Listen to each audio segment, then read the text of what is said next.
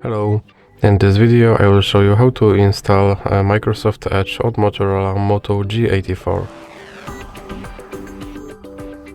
We have to start with opening our Google Play Store.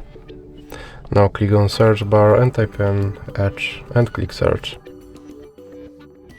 Now click install.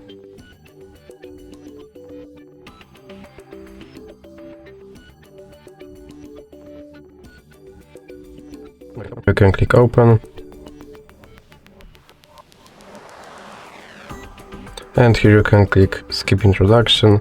Now you can customize your home page, or you can click not now. Here you can sign in to sync your data, or you can click not now. Now you can make your Microsoft Edge your default browser, or you can click not now. And now you have to confirm your data and privacy settings. Now it asks you if you want to see notifications from this browser. And now your Microsoft Edge is fully set up. So that's it for this video. If you liked it, please remember to leave like and subscribe.